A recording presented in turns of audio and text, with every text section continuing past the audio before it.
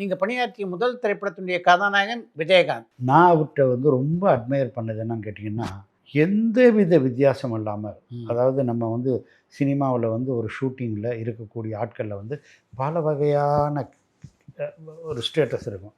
இவர் எல்லார் கூடயும் அப்படி ஒரு அன்பாக பாசமாக விளையாடுவார். ஒரு ஸ்விம்மிங் பூல் பக்கத்தில் வந்து ஷூட்டிங் நடக்குது அப்படின்னா, இவர் என்ன பண்ண போகிறான்னு யாருக்குமே தெரியாது. இப்படியே போவார், அந்த பக்கம் போவார்.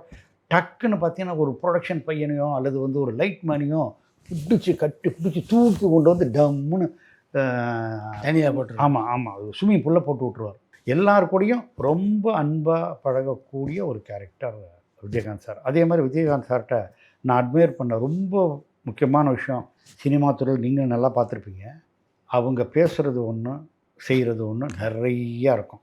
திடீர்னு அங்கேருந்து ஒருத்தர் வர்றார், இங்கே ஒருத்தர் வர்றான் பாரேன், இவெல்லாம் ஒரு ஆள், இவெல்லாம் ஒரு டைரக்டரு அப்படின்னு சொல்லுவாங்க.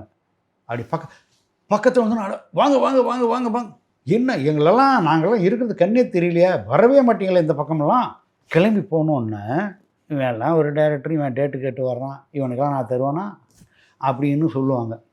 அப்படியே விஜயகாந்த் சார் உண்மையிலே அங்கேருந்து வர்றவன் பிடிக்காம வந்தான்னா, இவன் எதுக்கு வர்றான் அப்படி நேராக கேட்டுட்டு, எதுக்கு இங்கே வந்த உன்னை வர சொன்னா அப்படின்னு சொல்லி கேட்டுட்டு, இல்லைங்க அப்படின்னு சொன்னால், அதே மாதிரி என்னன்னு சொன்னால் நம்மக்கிட்ட சொல்கிறதுக்கும் அங்கே அவர் நடந்துக்கிறதுக்கும் வித்தியாசமே இருக்காது. உண்மையிலே பிடிக்காதவன் வந்தால் திட்டுவார், பிடிச்சவன் வந்தால் பாராட்டுவார். அருமை.